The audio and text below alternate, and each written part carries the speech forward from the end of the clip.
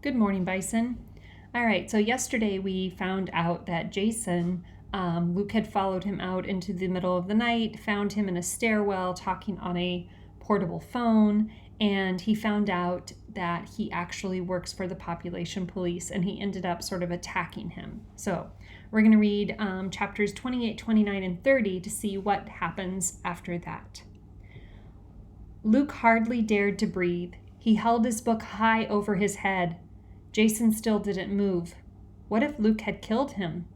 Luke knelt down and put his hand in front of Jason's nose. Very, very faintly, he felt bursts of air every few seconds. Jason wasn't dead, only knocked unconscious. For how long? Luke wasted time staring at Jason's motionless body. Luke wouldn't have wanted to be a murderer, but everything would be easier if Jason were dead. Luke could kill him now. Everything in Luke recoiled against that notion. Jason was the worst kind of fake, an informer, a traitor, someone who pretends to be a friend and then betrays. He probably had as good as killed 4 boys whose only crime was existing. Jason deserved to die, but Luke couldn't kill him. Luke was desperately trying to get his paralyzed brain to come up with another option when the portable phone rang. The noise echoed in the stairwell as shrilly as 100 roosters, all crowing at once. It sounded loud enough to wake the dead, not to mention the merely unconscious. Luke grabbed the phone just to shut it up. It kept ringing. Luke stared at it stupidly. He'd never actually touched a phone before tonight. Didn't they stop ringing when you picked them up? He punched buttons on the phone at random. Finally, miraculously, the noise stopped. Luke let out a sigh of relief. Why had the phone rung in the first place?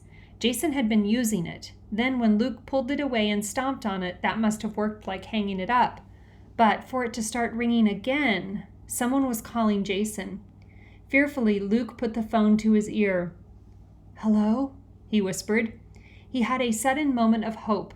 Maybe he'd misunderstood. Maybe Jason hadn't said that he worked for the population police, but that the ex-nays didn't trust him because they thought he might work for the population police. Or that the ex-nays didn't trust anyone because of the population police. Maybe the person on the other end of the line was a good guy, working for the cause, worried that something had happened to poor, noble, misunderstood Jason. "Hello?" Luke whispered again. "Don't you ever pull that kind of a stunt on me again!" The angry voice on the other end came through the phone as forcefully as a tornado. "You hang up on the population police, you're a dead man. We'll kill you even before we kill those 4 ex-nays you just turned in." Luke's hope dissolved. He struggled to keep his mind from dissolving too. Think. He'd heard Jen's dad fool the population police once.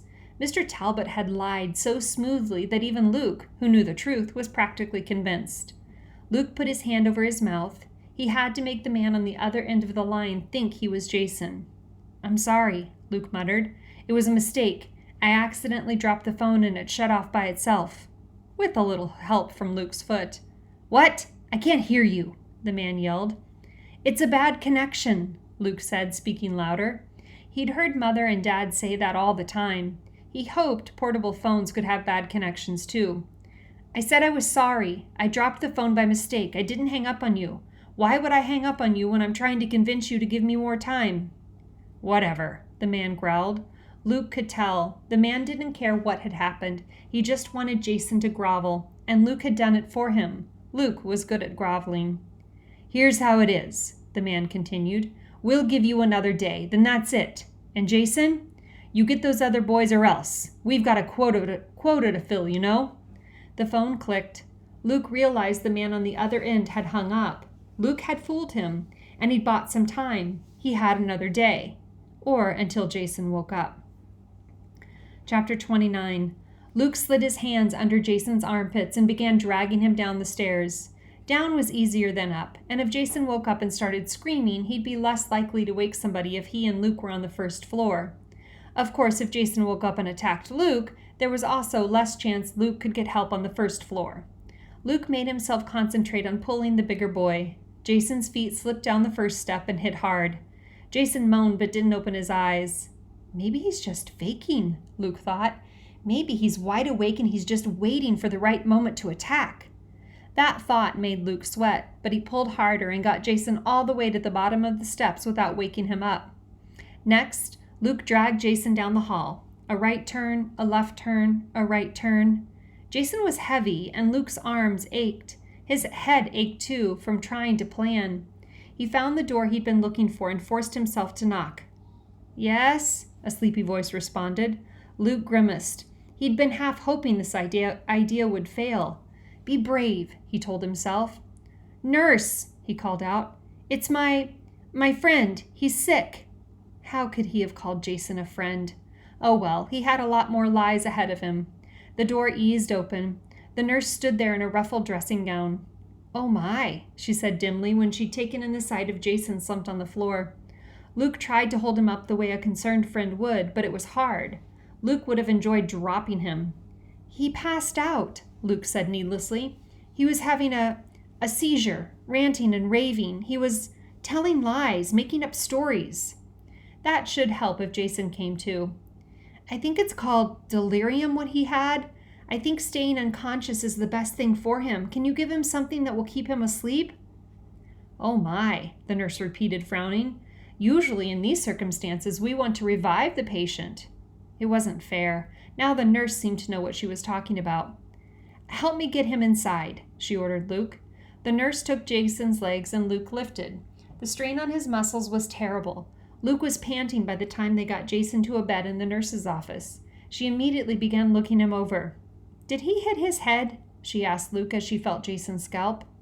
Panic bubbled up in Luke's stomach. Maybe," he said.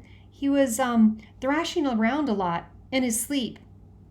"I thought he was ranting and raving," the nurse said, fixing Luke with an unexpectedly sharp stare. "Was he doing that in his sleep too?" Luke gulped.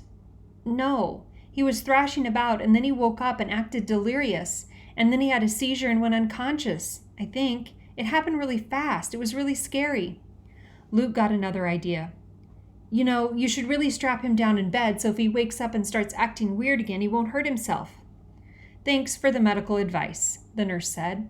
She lifted one of Jason's eyelids and shone a flashlight into his eye. Luke held his breath. If Jason woke up now, he could tell the nurse anything he wanted and she'd believe him. Jason was a much better liar than Luke. Jason's lips moved. Had he mumbled something that the nurse could hear but Luke couldn't? Luke tried to quell his panic. He watched with relief as Jason's eye rolled blindly back in his head. The nurse gently placed the eyelid back against the eye. Jason didn't move. The nurse sat down at a desk and took up a pen. "Now, what's your friend's name?" she asked. Scott Renault," Luke said. The nurse peered at him doubtfully. "And your name is?" "Lee Grant," Luke mumbled. The nurse was watching him carefully, too carefully. "Okay," she said. "Let me type your account of your friend's injury into the computer." She disappeared around a corner. Luke could hear the nurse muttering to herself. Then there was the clickety-clack of a keyboard. The sound made him miss Jen. He remembered Jason acting so excited when Luke had mentioned her name, but that had just been an act contrived to get Luke to trust him, to reveal his real name so Jason could betray him. Luke's head spun. It was too hard to recast his memories with Jason as a traitor. The nurse came back. "Sign this," she said. Disheartened, Luke signed without reading. "Now, why don't you go on back to bed?" the nurse said to Luke. "I'll take good care of your friend, I promise." That's what Luke was afraid of. But there was nothing else for him to do but back out of the door. "Let me know how he is," Luke begged as he left. "And if he says anything crazy—" "Don't worry," the nurse said. "I've heard plenty of crazy talk around here." Out in the hallway, Luke wished he'd thought of another plan. Ropes! He could have tied Jason up and gagged him and put him where exactly? Even the boys who stared at the ground all day would notice a bound and gagged boy lying around. And where was Luke supposed to get ropes and a gag? No, Luke had to take his chances with the nurse. He just had to hurry even faster now. Who could tell what lies Jason might tell the nurse when he awoke? All Luke knew was Jason wouldn't cast Luke as the heroic friend who'd carried Jason to help. Actually, Jason wouldn't even have to lie. All he had to do was say that Luke had hit him with a book and knocked him down. That was true, though not the whole truth. And if anyone wanted to investigate, they could examine Luke's book and... Luke's book. Stunned by his own stupidity, Luke realized he'd left his book and Jason's portable phone back on the stairs. Forgetting to go quietly, Luke raced down the hall, around corners, and back up the stairs. He saw the history textbook cast off in the corner of the landing where he had dropped it.